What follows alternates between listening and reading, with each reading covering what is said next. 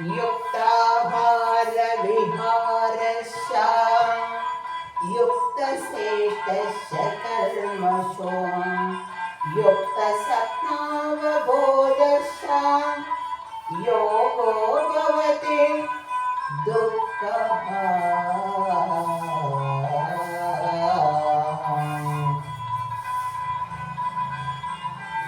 योगो भवति दुःखः।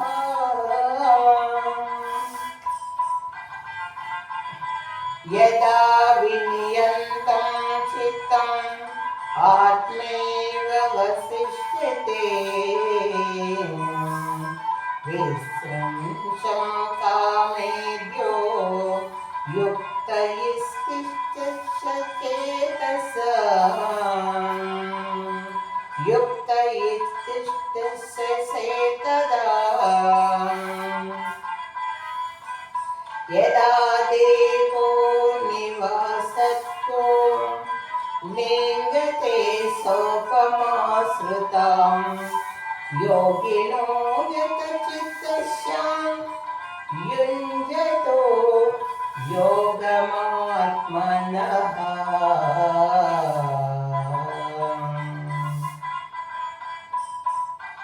यत्र परमेशते चित्तं निरुद्धं योगसेवया तत्र चैतन्यात्मानं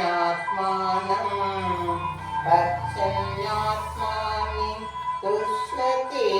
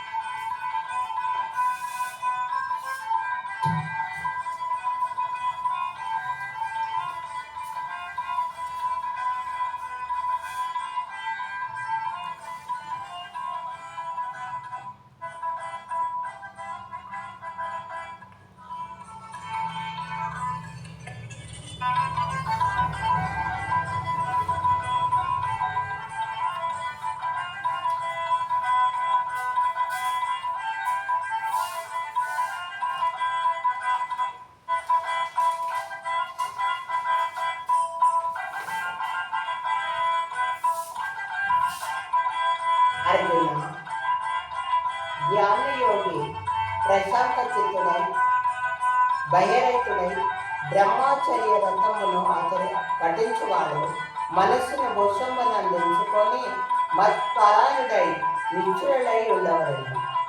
అర్జున, నీ నిగ్రహశాలి అయిన యోగి నిరంతరము న్యాయందే మనసు లగ్నము చేసిన వారై నా ఆధీనములో ఉన్న పరమానందమును పరాకాష్ఠ అయిన మోక్షమును పొందుచున్నాడు, మోక్ష ప్రాప్తి పొందుచున్నాడు. అర్జున, అతిగా భుజించడానికి, అతిగా నిద్రించడానికి, ఏమాత్రము భుజించని వానికి, ఏమాత్రము నిద్రించబేర్కొని వానికి ఈ తత్వజ్ఞానము చెప్పరాదు, వాడు విన్నా ప్రయోజనం లేదు.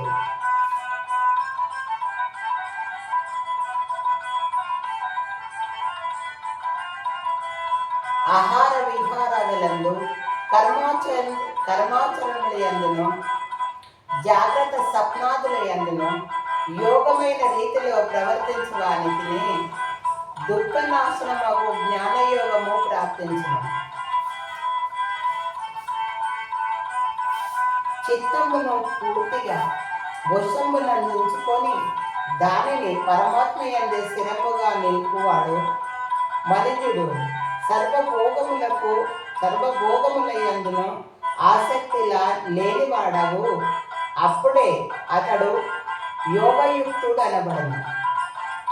అర్జున, గాలి లేని చోట నిశ్చలముగా నుండు దీపము వల్లే ప్రశాంత చిత్తము కలవాని పరమాత్మ ధ్యాన యోగమునందు నిశ్చలుడై నిలసను.